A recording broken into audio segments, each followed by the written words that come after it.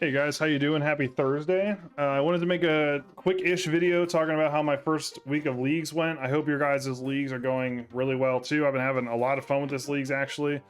The start of it was a little bit slow for me, but I kind of got into it and I'm really into it now, and it's been a lot of fun. So I wanted to talk about my week. I did mean to stream a little bit more of this content, but I mean the market, was just oversaturated, I think, and I have the one live for day one if you're really interested, but otherwise it was just skilling and combat and whatnot. So nothing crazy. You're going to get it all in this video anyway, in this beautiful PowerPoint slide that I have prepared for you. So we're just going to get right into it. Thank you for watching.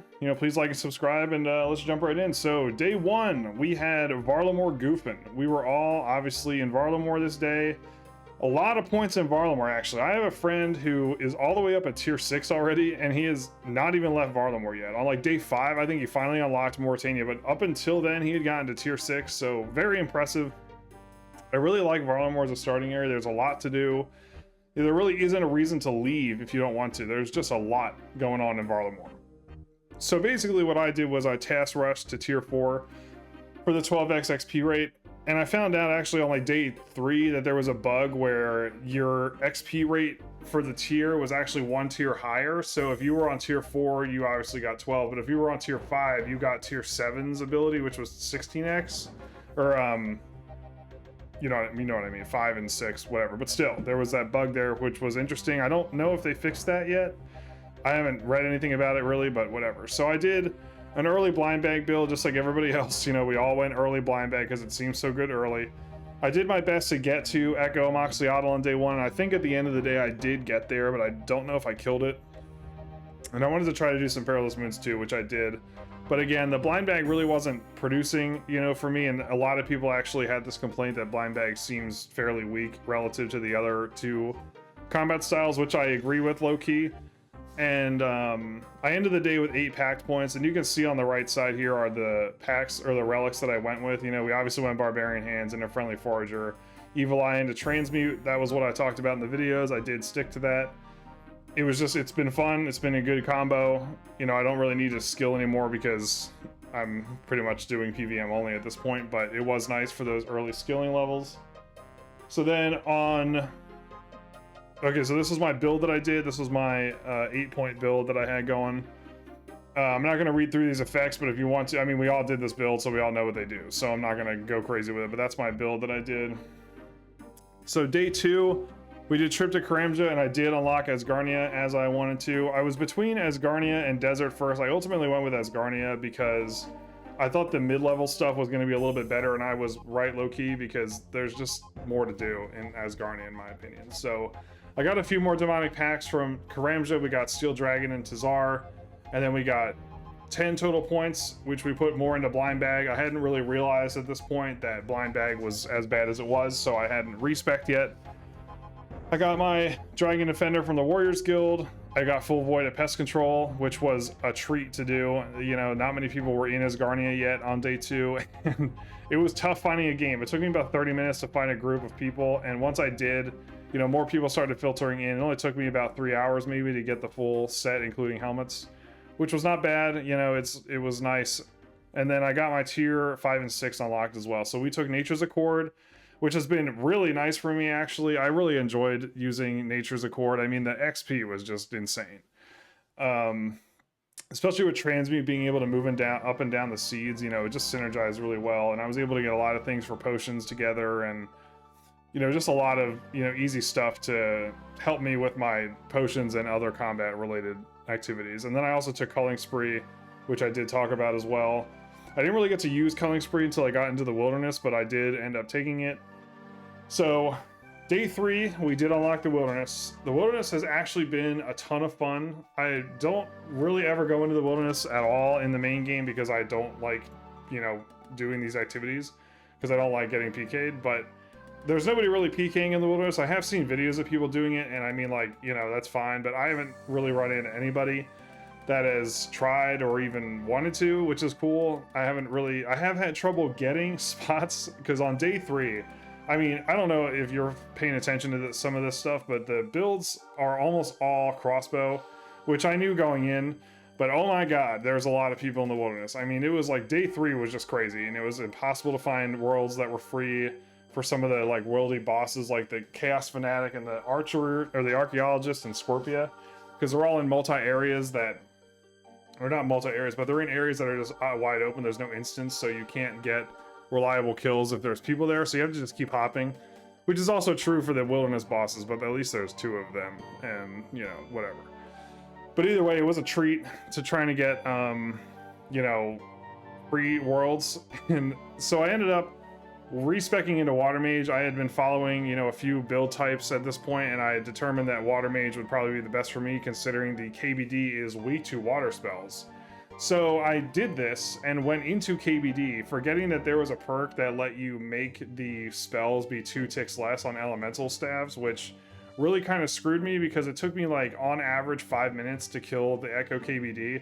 Super easy kill, by the way, you know, nothing crazy. Like, it wasn't hard, it was just boring because it took me so long to do. I'm just running around in a big circle waiting for my mage to proc. But it did keep me alive, you know. I never had to worry about prayer or health, which was nice. So it just took me forever. It was really boring. It took me like 4 hours to get the King's Barrage. And once I got the King's Barrage, I pretty much immediately respec'd into crossbows, which I had talked about already. So, but at the end of the day, I did end up going Wilderness over Kourend. I had figured that since I got Nature's Accord, I really didn't need the farming guild, and I didn't really need Wintertide because Veil Totems and the other fire making, like, is not hard. So I didn't really want to do all that, but that's besides the point. I did end up picking that over Kourend though, and I don't regret it at all. I mean, the King's Barrage has been a ton of fun to use. You know, it is a lot of fun. If you guys are doing King's Barrage, you know, let me know how you're getting on, because I'm having a blast with this thing. And then I basically ended up doing Wilderness Slayer. So that's what day 3 looked like. This was my build for killing KBD. Basically maging, you know, and nothing else. I think I only had like 12 points at this time, so, you know, whatever. So Wilderness day 2 was day 4. So we were tackling all the Wilderness RNG packs, which, don't get me started on the RNG packs. I think it's kind of dumb that there are packs that require you to get items that are not a guaranteed drop. You know, if you don't remember from last week's, the Combat Masters didn't need any of these. They were tangible goals that you could do without needing to worry about chance. It was just like, get an Inferno Cape or do the Coliseum or whatever. But this league, they went with these RNG tasks, which is not bad because the rate is up. But Artio, for example, for me, it took me 320-ish kills to get the Voidwaker piece that I needed. The other 2 I got Spoon. I got them in like under 30 KC. And then I go to Artio, and it takes me half a day to get the last piece. This is my log for this. It took me 321 kills to get this handle. 321 kills, which is almost double drop rate. I think with rate, it's like 1 in 160. 168 or something, so almost went double for this piece, which was like, oh my god, please. I had to do like 2 tasks to get this thing. Same thing with another boss I had to do later, but I'll get to that later. And then Scorpia, Crazy Archaeologist, and Chaos Fanatic, I had to do those for the Malediction Ward. That did not take as long. I think Crazy Archaeologist was the longest one. It took me like 100 KC to get that, which isn't terrible. And from those, I was able to get up to 16 demonic packs.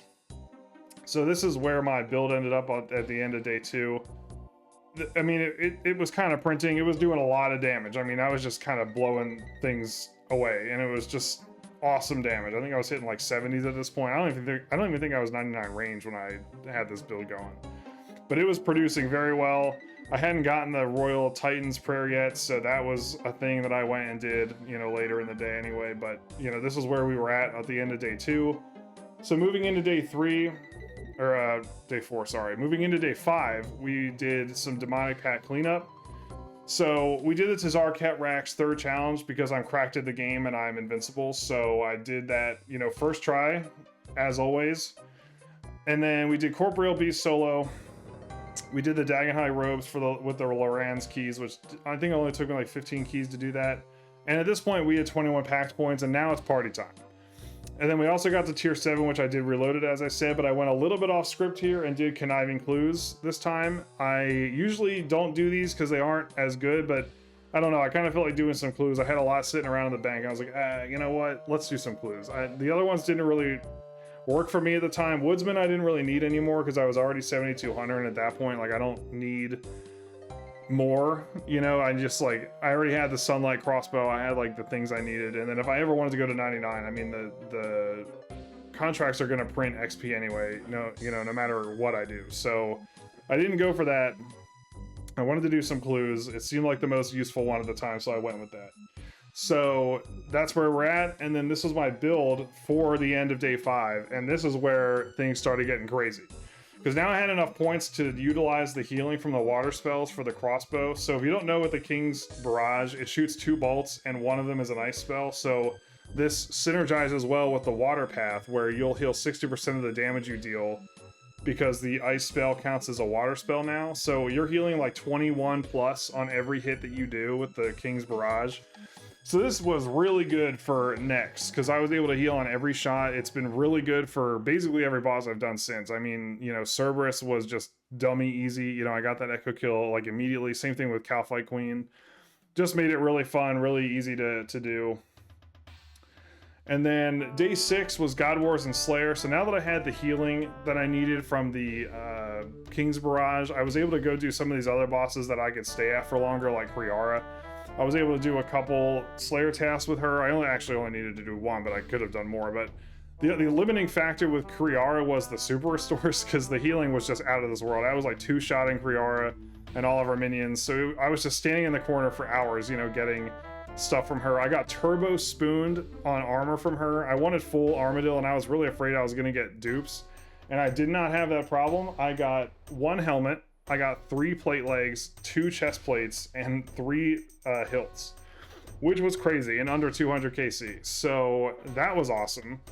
I actually had almost a back 3 back. I got a chest and then a leg in 2 kills, and then 2 kills after that I got another set of legs. So that was insane spoon for that. And I was really happy with that, because I need those to make the fortified Masoris. So I'll be doing that once I move into the desert. I started killing Cerberus for the boots. I was really happy when I got the Eternal boots, because I thought for sure, you know, we're gonna be getting the other boots as full boots and not needing to get dragons and ranger boots. Boy, was I wrong. I also got Desert unlocked, and I had 25 pack points at the end of this day. So we move into day 7, which was yesterday. I did more Cerberus to get the Pegasian Crystal, and after I got the boots the first time, the Eternal boots, I was like, oh my god, I don't have to get Dragon or Ranger boots. They're gonna drop as full boots. And then I got the Primordial Crystal, and I was like, oh my god.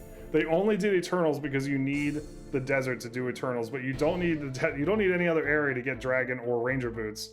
So they were like, they can get the other 2 boots just fine. You know, we're gonna make them do that. So I was thanking myself for taking conniving clues because of this. I was like, thank God I took that, because I took conniving clues without knowing this, and I was like, thank God that I did that, because I would have been miserable trying to do medium clues normally, trying to get these ranger boots.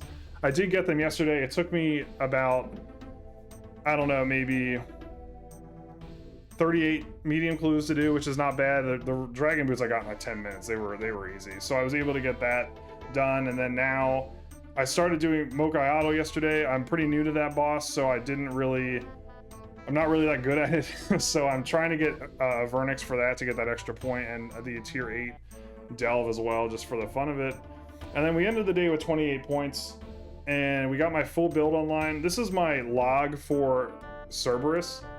We got 310 kills on this, 2 Primordials, 3 Eternals, and 6 Smoldering Stones, and 1 Pegasian. You can see I got the Pegasian down here at 310 kills. When I got my 3rd set of Eternals at that boss, I was like, oh my god, please, just give me the Primordial, or the Pegasian Crystal, my god. And I finally got, after 2 Slayer tasks it took me doing that boss, so that was great. But I did get it, so that's cool. And we got the full build online here as well. This is kind of just the evolved version of the build I just showed you. It's kind of just taking advantage more of the ranging perks. And that was about it for that day. I ended the day trying to get my combats up, because I'm still in the 70s for attack and defense, so I was just kind of doing gemstone crab. And today I'm going to be spending some more time at Mocha, so we'll see how that goes. But that's about all I had for you guys today. I wanted to thank you so much for watching. If you enjoyed this content, please like and subscribe. Please let me know how your leagues is going as well. I love talking to you guys in the comments about what you're doing for leagues. So, you know, please talk to me about that. I love hearing from you. And that's about it. I'll see you tomorrow with the market overview. So have a great rest of your day, and I will see you tomorrow.